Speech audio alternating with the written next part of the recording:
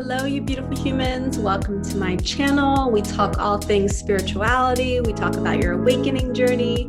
I help you follow your heart and your intuition.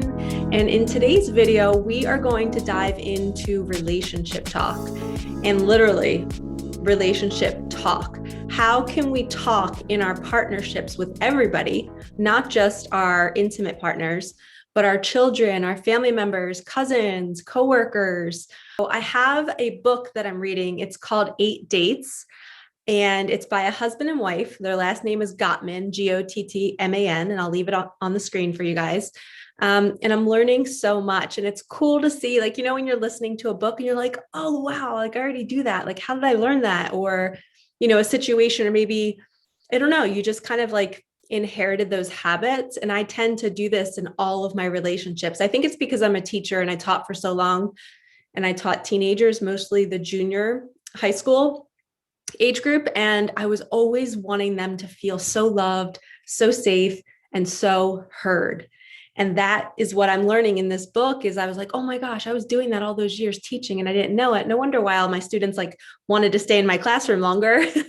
They were feeling like they didn't get that anywhere else in their life. And I just was doing what I knew in my head. So I didn't know I was making a difference. So I was reading this book, listening to it. I listened to it on Audible, and I wrote down a bunch of phrases that I thought all of you could use.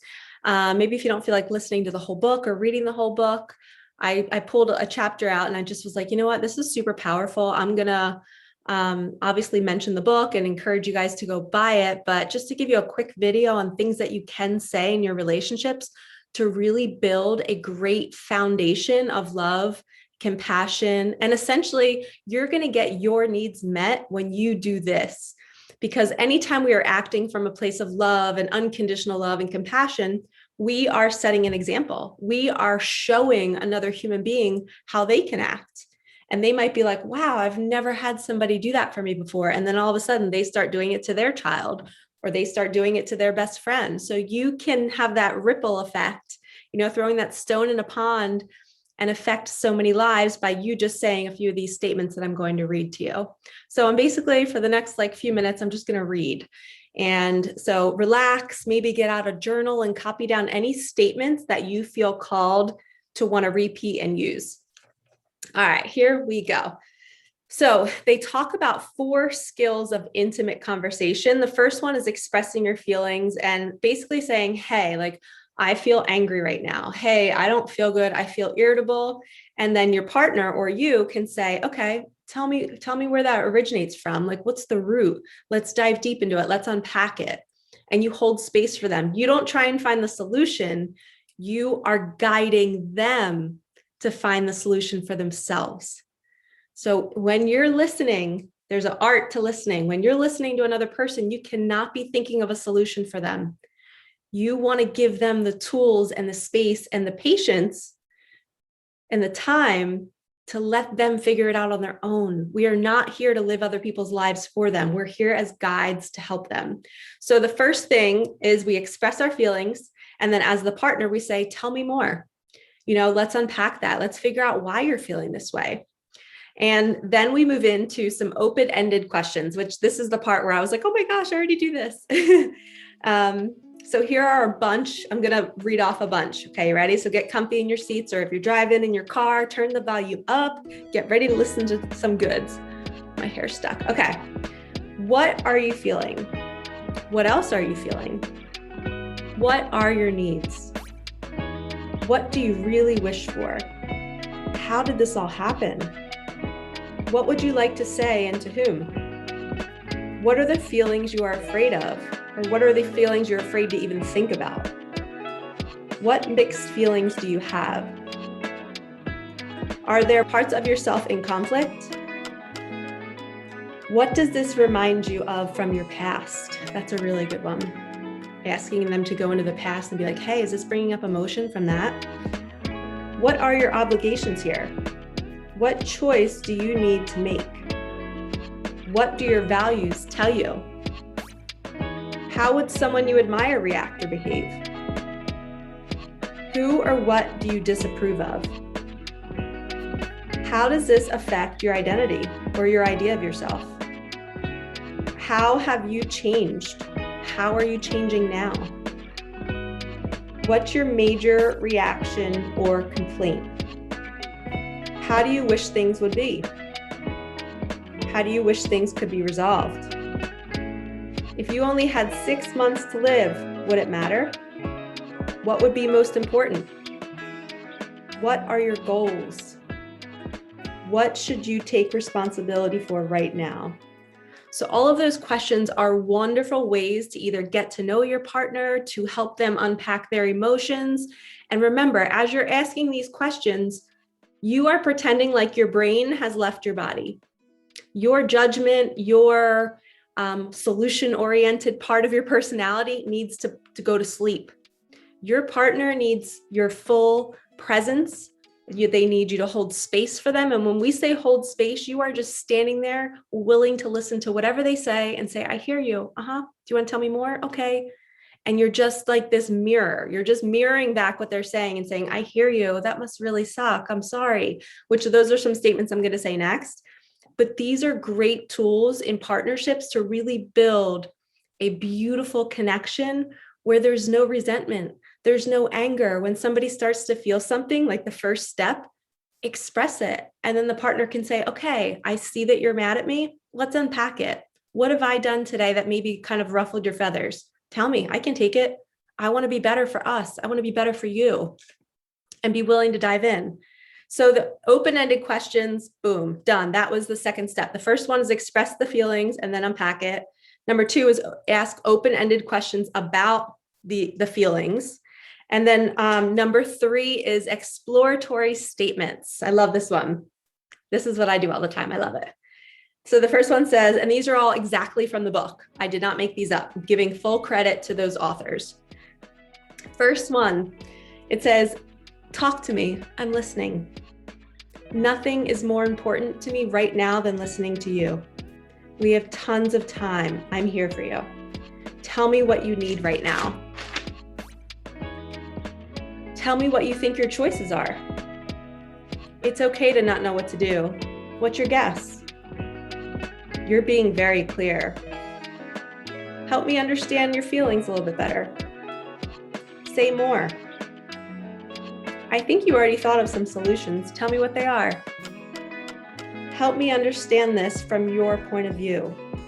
So anytime that's a really good one, is like, help me understand it. Instead of saying like, I don't understand what you're saying. You're not making any sense. That would be a really crass way of like showing the person's feelings and telling them that maybe they're not valuable and they're not right. But instead you're saying, help me understand this from your perspective. Because if you think about it, when 2 people get married, or when 2 people love each other, son, mom, father, daughter, whatever, we're all different human beings. We've all had different upbringings. Even though your parents have raised you and even though you've married somebody, you do not have the same life experience. And that changes everything. And even if you're married and even if you know everything about each other, guess what? Tomorrow, I'm going to be different tomorrow. I'm going to have an experience today that is going to change Michelle tomorrow. And so are all of you. So guess what? When you're in a partnership, we cannot stop asking each other these questions. We cannot stop dating. We can't stop getting to know each other because guess what? Every single day, we're growing and we're evolving and we're changing into new people and we're having new experiences. And we want to share them with people that want to see us grow, that want to love us, that want to cheer us on. So you might think, what's the point of going on a date when you've been with somebody for 15 years? But guess what? If you have that mindset, then you're clearly not wanting to grow in your own life and you're not wanting to encourage your partner to grow. So then you're not interested in seeing how they grow and it becomes stagnant and then bad things end up happening, or toxicity, or complete discord, and no conversation is going on in the home at all. So understanding that when you say something like, help me understand this from your point of view, you're understanding that you might ask them that yesterday, and then you ask them again today, and they could have 2 different answers to the same question because we are always changing and growing. So keep that in mind too. You should always be curious about your partner and yourself.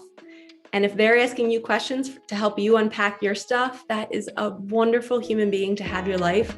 Nurture that partnership. Do not let them go. Okay, let's see. What are the most important points for you? Tell me what you're most concerned about. Tell me about how you are seeing the situation. Tell me about the decision you feel you have to make. Okay, so that was part 3, those exploratory statements, helping them explore more. The last one is statements of empathy, tolerance, understanding, and these are the ones that I was talking about earlier. You're making total sense. I understand how you feel. Although I don't like to use that one too much. That was in the book and I was kind of like, I don't think I would use that. I was like, skirt, reverse, delete that one, because I feel like we never truly know how another person is feeling because we're not in their body. So I always like to say, I will never understand what you're going through, but I'm here to listen. So that would be like my vote on what to say. Or like, I wish I could understand how you feel, but I'm here if you want to talk more about it. That's a really good one. The next one, you must feel hopeless. I feel the despair. I can feel the pain you feel. That's another one. I don't really know if we should say that because we don't really know what it's like to be them, but we can say like, I wish I could feel that for you. Or I wish I could trade places. My favorite is saying, I wish I could trade places for you so I could really dive deep into how you're feeling so I could help you. I love saying that one. Let's see. Next one is, oh, wow, that sounds terrible. I love when people do that, when they kind of like validate that something really bad is happening. And they're like, oh, I like feeling that they're shocked with it too, just like I am. It's like, oh, wow, that sounds terrible. That must feel hurtful for you. I support you and your decision. I totally agree with you. You're feeling so trapped. It sounds like you felt disgusted and are in a lot of pain. I can feel it. That must have upset you. That is very scary. I would have also been disappointed by that. That would have hurt my feelings too. No wonder you felt angry. Okay, I got it. So what you're feeling is, and then you repeat what they're feeling. You can say, okay, I got it. So what you're feeling is, and then you mirror back what they're saying. Tell me I have this right. What you're saying is, that's another good one. That would make me feel insecure too. That sounds scary.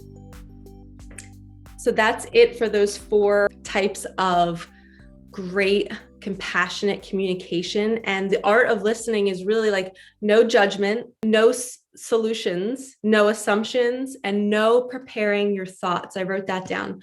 When somebody's speaking, you have to learn to turn off your voice that's trying to prepare a response, that's trying to prepare a solution for them, because we don't want to see others in pain. And we want to do it for them. We want to protect them. We want to save them, but we're hindering their growth by doing that. We're saying, you can't do it on your own. Let me fix it for you. And we don't want to step into that role. We want to encourage them to figure it out on their own. So I hope you guys enjoyed this video. I love reading this book. I encourage you guys all to get it, but these tools on how to communicate with your partner are really going to change your partnerships in every aspect. And a lot of that is we have to learn to listen to that inner dialogue. Like if we're not aware of our thoughts, how can we possibly ask these questions? We have to pause and say, I hear you, I'm listening. And please, this is a huge no-no. Do not be on your phone. Turn your phone off or put it away. As soon as you see your partner in some sort of despair or having a moment where they just need your full attention, please cover your watch. Don't look at your watch. I have a habit of like looking at my watch, so I have to stop doing that. But cover your watch, put your phone in your back pocket, have the ringer on, and tell your partner, like if you're working or if you're doing something, be like, hey babe, my ringer's on.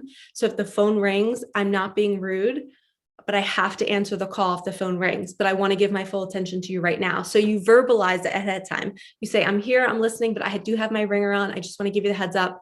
If you hear that ringer, I'm not abandoning you in this moment. I want to be here with you, but if work's calling, I have to answer. And that communication is, again, huge. You're speaking your needs, you're saying your truth, but you're comforting the person who's about to express their needs or express what's going on with them. You're comforting and letting them know that you're there and you're not going anywhere. And if a distraction happens, it's not in your hands, like you don't have a choice. That kind of communication is gold. All right, lovies, thank you so much for watching. I hope this amps up all of your relationships. I hope this amps up your sex life, because once your partner starts to feel seen and heard, they are going to want to do some fun things in the bedroom. All right, lovies, like, comment, subscribe, hit the bell for notifications so you can get more of my goodness and my fun lessons from the universe. And I will see you in the next video. All right, peace out.